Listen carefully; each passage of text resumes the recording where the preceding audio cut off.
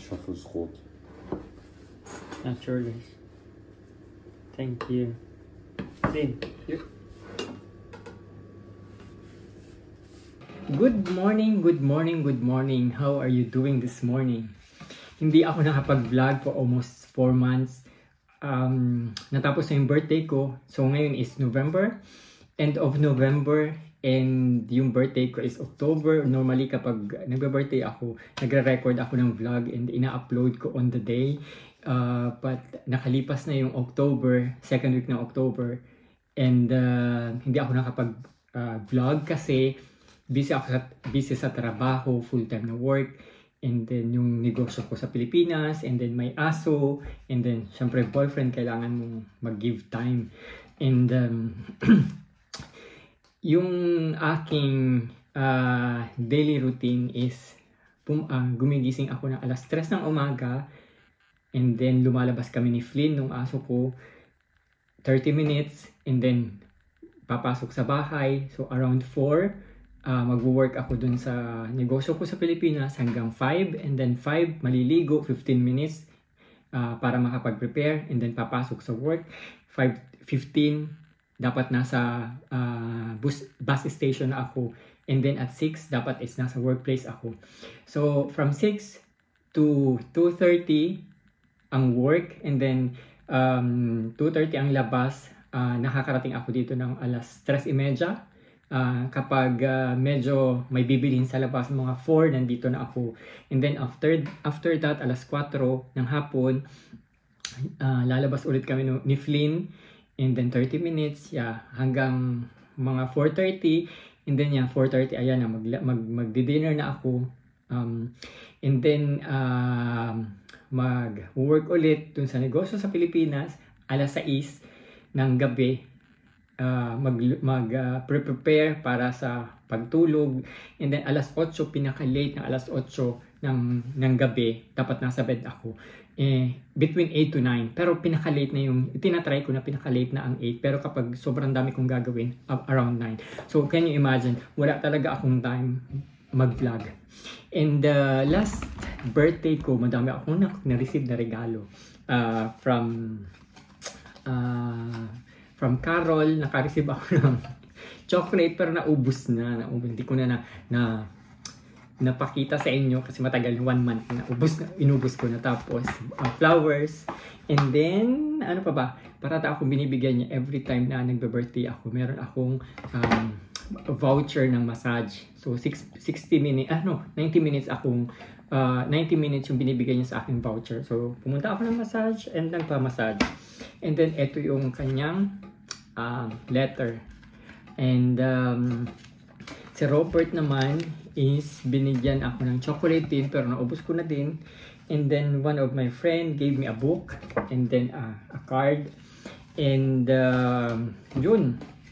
And then uuwi ako ng Pilipinas ngayong end of November.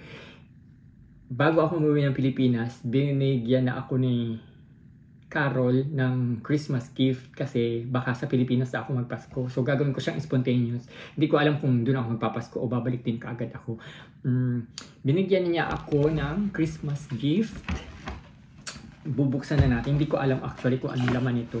And yung nanay niya, binigyan na din ako kasi alam nila na pag natagalan ako, so hindi ko na ma-receive yung Christmas gift. So ito yung chocolate.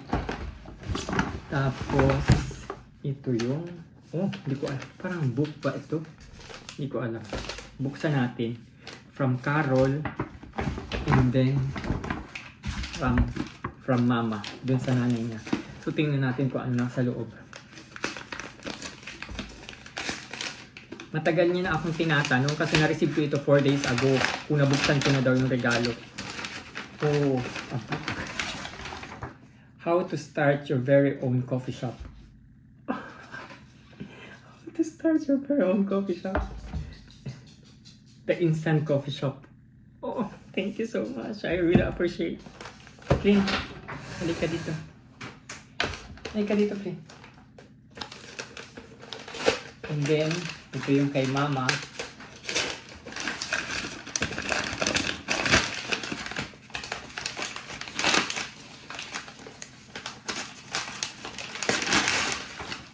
Yan.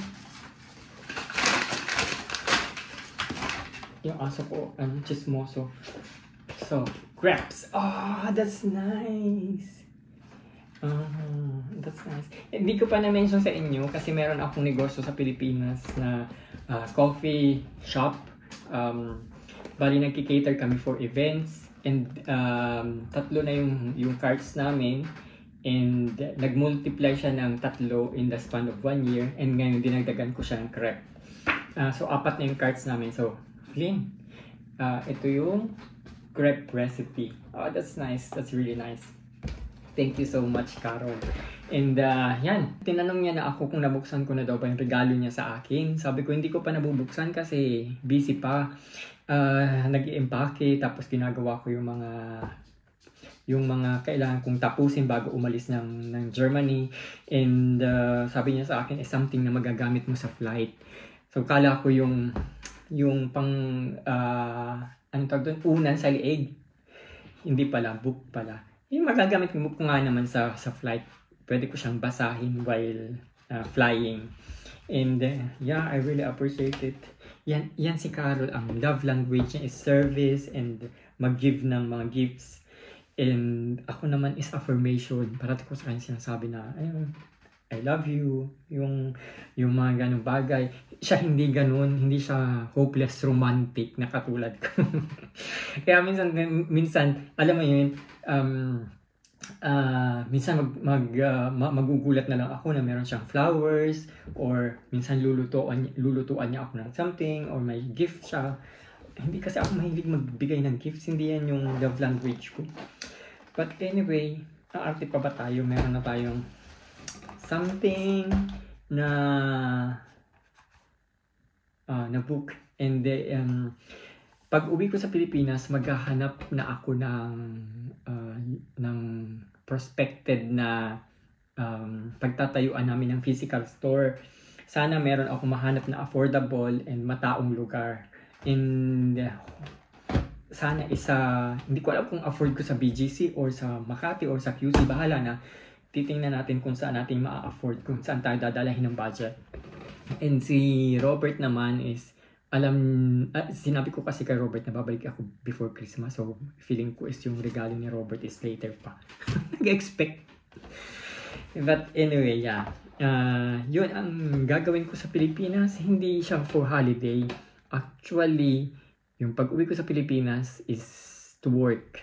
Kasi, fully book kami ngayong December, and sabi nung aking team is kailangan nila ng tulong ko. So, kailangan ko umuwi. And hindi ko pa rin alam kung kailan yung balik ko.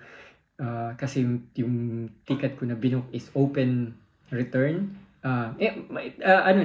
Return yung binook ko, pero pwede ko siyang ma-rebook kasi in case na kailangan ko mag-extend na mas matagal. So, walang charge yung pag-rebook. So, excited na, kinakabahan yung pag-uwi ko kasi hindi na ako sanay ng long flight. Ang pagod kayang magbiyahe. Pero kailangan ko umuwi para sa negosyo. And yun, dahil nga medyo madami na yung cards namin. And naging in the span of 1 year, naging 4 na yung card namin. Nadagdagan ng 1 crepe, 3 coffee, and ngayon may crepe. So, kailangan kong i-train yung team ko sa paggawa ng crepe. And yeah, yun ang aking itinerary sa Pilipinas. Mag-work lang. Siguro hindi ako makakauwi ng Bicol. So sila mama pupunta ng Manila. And doon na lang kami sa Manila mag-Christmas siguro. But anyway, yan. Ano pa ba? And medyo busy lang sa buhay. Madaming ginagawang mga extracurricular activities. Si Flynn, iiwanan ko siya kay Carol, and then 1 week kay Carol, 1 week kay Robert, 1 week kay Carol, hanggang sa dumating ako. So, may mag-aalaga naman kay Flynn. And mahirap kasi kapag kaming 3 yung umuwi sa Pilipinas na sabay-sabay.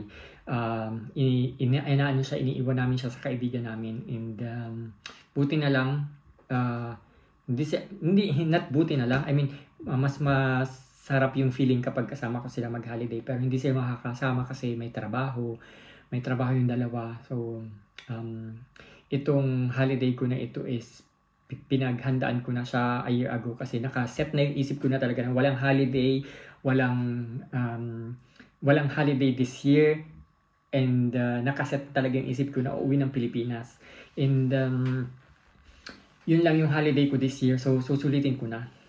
Kakainin ko ang gusto kong kainin, and bibilhin ko kung ano yung gusto kong, no, hindi naman bibilhin ko anong gusto kong bilhin. I mean, ang gusto kong kainin is yung mga galing sa probinsya na pagkain, like native na manok, yung pako. Hindi ko alam kung alam niyo yung pako, yung nakukuha sa gubat na damo na ginataan na may halong tinapa. Ano pa ba? Yung mga ginataan yun ang hilig ko. So nakahabili na yun kay mama. So pag galing nila ng probinsya, papunta nila ng Manila, yun ang dala-dala ni mama. Manok. Pero hindi yung buhay. Pinapatay ko na kay mama yung manok. Kawawa naman. Huling tilaok ng mga manok. Anyway, yun lang guys. Thank you very much for watching. And I will see you again sa Philippines on my next vlog. Bye!